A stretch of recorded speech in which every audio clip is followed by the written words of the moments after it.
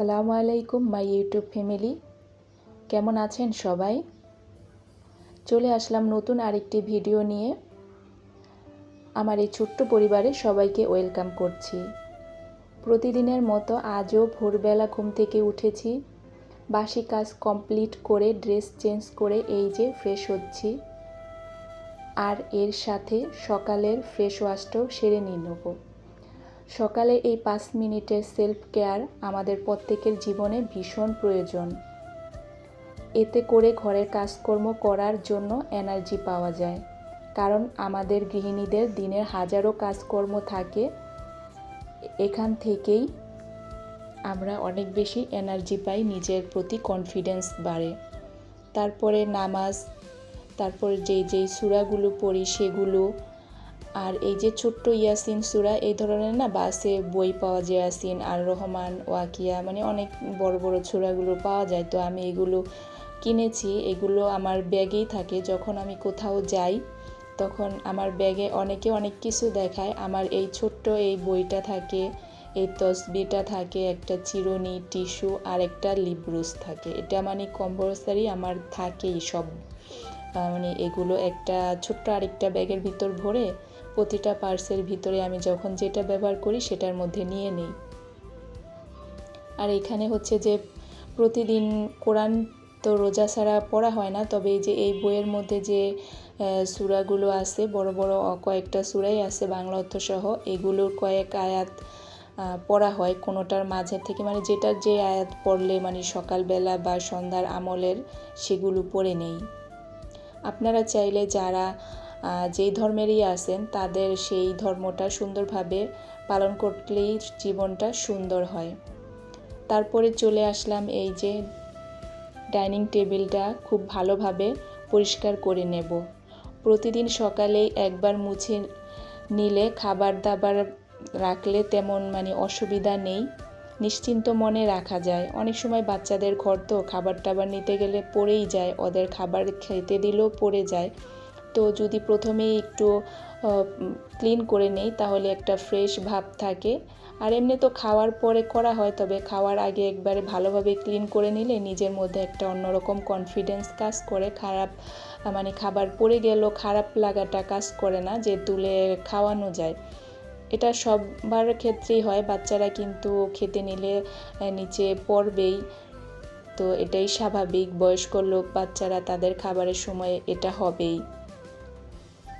ভালোভাবে আমি টেবিলটা ক্লিন করে নিলাম। তারপরে হচ্ছে যে আমার টেবিলে সবসময় একটা আচারের থাকে। অনেক সময় দেখা যায় যে খেতে ইচ্ছে না করলে একটু আচার খাওয়া বা এমনি তো আচার খাওয়া, এটা অনেক সময় আমার নিজের হাতেরটাও থাকে। মানে এক এক সময় পাল্টিয়ে পাল্টিয়ে রাখি, এক এক দিন না, কয়েকদিন এটা কয়েকদিন ওইটা। আর এটা যে রোজার মধ্যে গিফট পেয়েছিলাম, এই আচারটা মিক্সড আচার, খুব মজা।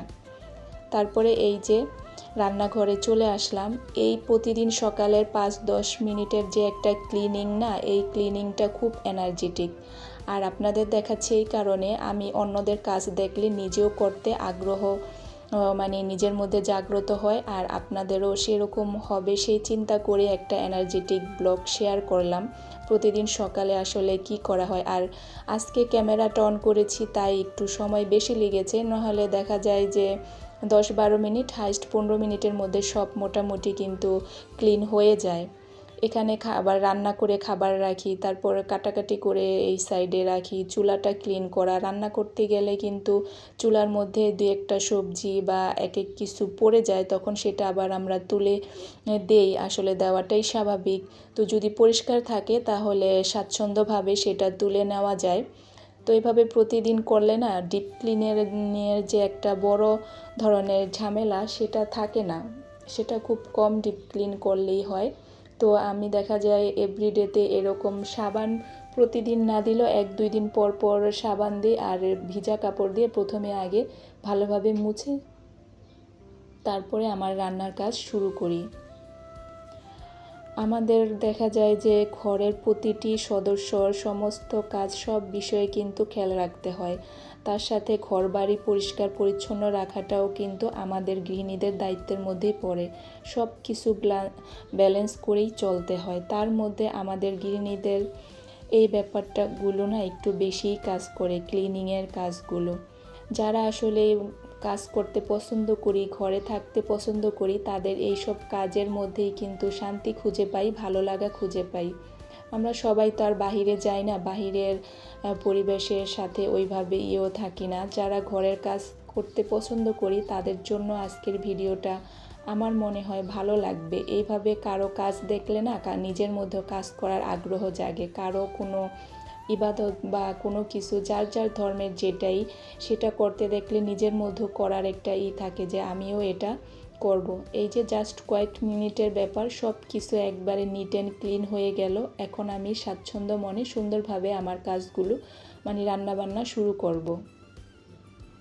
কথা বলতে বলতে ভিডিওর অর্ধেকে চলে এসেছি। তো এখনও বলা হয়নি যে আপনারা আমার ভিডিওতে লাইক দিয়েছেন কিনা। যদি না দিয়ে থাকেন প্লিজ দয়া করে একটা লাইক দিয়ে কন্টিনিউ করেন। আর যারা এই কাজটি করে দিয়েছেন তাদেরকে জানাই অসংখ্য অসংখ্য ধন্যবাদ। যারা আমার সাইলেন্ট ভিউয়ার্স আছেন, আমাকে কমেন্ট করেন না বা আমার চ্যানেলটা এখনও সাবস্ক্রাইব করেননি, দেখতে থাকেন। একসময় দেখতে দেখতে ভালো লাগা তৈরি হয়ে যাবে, তখন করে নেবেন ইনশাল্লাহ। আসলে আমাদের কাজগুলো, দৈনন্দিন কাজগুলো কিন্তু দেখা যায় যে প্রতিদিনই করতে হয়, তবে এক এক দিন এক এক পার্ট আমরা তুলে ধরি। তো ওই রকমই এরপরে হচ্ছে যে রান্নার পার্ট। আমি প্রথমে হচ্ছে পেঁয়াজ কেটে নিয়েছি, কারণ মশলাটা কষাতে কষাতে মাংসটা কাটা ধোয়া হয়ে যাবে, রাতেই বের করে রেখেছিলাম। তো প্রথমে আমি আগে মশলাটা কষিয়ে নিব, তারপরে হচ্ছে ওদিক দিয়ে মাংস কেটে তারপরে দিয়ে দিব। আর স্কুল খোলার সময়গুলোতে আমার খাবার দাবার দেখা যায় যে সকালে দুপুরে একই রকমের বেশিরভাগ সময় করার চেষ্টা করি যে খিচুড়ি, এটা সকালে দুপুরে ওরা দুই বেলাই খাবে। তো আমি তো রোজা, তো আমি তো আর খাবো না, ওরা খাবে। আর হচ্ছে যে শুধু গরুর মাংসটা কষাবো আর খিচুড়ি রান্না করব, সবজি দিব হচ্ছে গাজর আর বরবটি। এই দুইটা সবজি, এখন তো শীতের সিজন চলে গেছে, অনেক সবজি এখন আর সেরকম অ্যাভেলেবেল নেই, আর পেলেও না ওগুলো খেতে ভালো লাগে না। আমার তো সেটাই মনে হয়, আমার মনে হয় সব আপুরাই একমত হবেন যে এখনকার যে আগের শীতের সবজিগুলো কিন্তু সেভাবে খেতে ভালো লাগে না। অবশ্যই কমেন্টে কিন্তু জানাবেন। আর এই যে আমি চাল আর সবজি একসাথে ভাজা ভাজা করে নেব, তারপরে হচ্ছে যে আমি পরিমাণ মতো পানি দিয়ে দেব। একেবারে ভুনা ঝরঝরা খিচুড়ি হবে, যেটা আমি আর আমার বাচ্চাদের খুবই পছন্দ। যারা আজকে আমার চ্যানেলে নতুন, এই ধরনের লাইফস্টাইল ভিডিও দেখতে পছন্দ করেন, চাইলেই আমার চ্যানেলটাকে সাবস্ক্রাইব করে রাখতে পারেন। সাবস্ক্রাইব করে পাশে অল বাটনে ক্লিক করে রাখবেন। আমি যখনই কোনো নতুন ভিডিও দিব আপনার কাছে নোটিফিকেশন চলে যাবে, আপনি আপনার সময় সুযোগ মতো দেখে নিতে পারবেন। এখানে আমি খিচুড়িতে ঘি দিয়ে দিলাম, আর এদিকে হচ্ছে যে প্রেসার কুকারে সিটি দেওয়ার পরে এখন আরেকটু ঝোল কমাবো, বেশি ঝোল রাখবো না। খিচুড়িতে দেখা যায় আচার তেল আর অল্প একটু মাংস নিলেই খাওয়া হয়ে যায়, তাই খুব একটা ঝোল রাখবো না। আর আলুও দেইনি। তো এই যে আমার খিচুড়িও দমে দিয়ে দিয়েছি, তাওয়ার উপরে রেখেছি। আর হচ্ছে যে ওদিকে গরুর মাংস আর একটু ঝোল শুকাবে।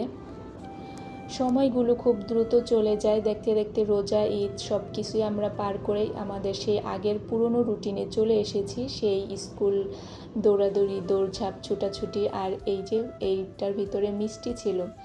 মিষ্টি দেখা যায় যখন খুব বেশি পরিমাণের হয় তখন আমি ডিপে রেখে দেই। ডিপে রাখলে না পরে সেটার স্বাদ ভালো থাকে। নর্মালে রেখে খেলে দেখা যায় যে ওইটা থেকে ডিপেরটাই ভালো থাকে। পরে আবার যখন বরফ ছেড়ে দেয় তারপর একটু ওভেনে গরম করলে একবারে মনে হয় যে নতুন বানানো মিষ্টির মতো একটা স্বাদ থাকে। আমি তো এরকম করি। আমার মতো কোন কোন আপুরা করেন এভাবে ওভেনে মিষ্টি গরম করে খান, জানাবেন কমেন্টে। তারপরে এই যে রাতেই কিছু মরিচের বুটা পরিষ্কার করে রেখেছিলাম, আর এভাবে কাপড়ের উপর মেলে রেখেছিলাম যাতে পানিটা ভালোভাবে ঝরে যায়। তারপরে যে বক্সটায় আমি মরিচ রাখি সেটার মধ্যে রেখে দিলাম। নিচেও একটা টিস্যু দিয়েছি, উপরেও টিস্যু দিই যাতে ওইভাবে না ঘামায়। আর এভাবে রাখলে না বেশ অনেক দিন পর্যন্ত মরিচগুলো ভালো থাকে। আমি তো এটা অনেক আগে থেকেই রাখি।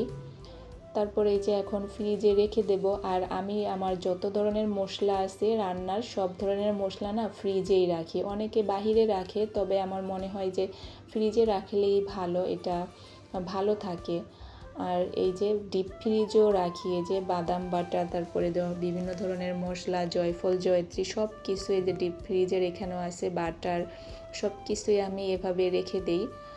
তো এই যে আমার রান্নাও হচ্ছিল, ওদিকে ওগুলো আমি করে রেখে আসলাম। তারপরে হচ্ছে এখানে অনেকগুলো প্লেট বাটি ছিল যেগুলো আমি ব্যবহার করি না সেভাবে, তো সেগুলো এখানে আর রাখবো না, কারণ অনেক তেল চিটচিটে হয়ে যায় আর এতগুলো শুধু শুধু এখানে রাখার দরকারও মনে হচ্ছিল না। তাই এখানে এই যে এই রুটি খাওয়ার প্লেট, ইদানিং তো দেখা যায় যে বাচ্চাদের স্কুল খুললে না রুটিটা সেভাবে খাওয়া হয় না, কারণ ওরা চলে যায়, তারপরে আমরা হালকা পাতলা বা ওই দুপুরের ভাত ওইভাবেই খাবারটা খেয়ে নেই, তাই আর খাওয়া হয় না। তো এই প্লেটগুলো আগে ছোটোবেলায় ওদের খুব লাগতো, এখন তো বড় হয়ে গেছে, এখন আর এইভাবে এই প্লেটে না দিলেও হয়। তো আপাতত রেখে দেই, আবার যখন মনে চাবে তখন আবার নামিয়ে নেব।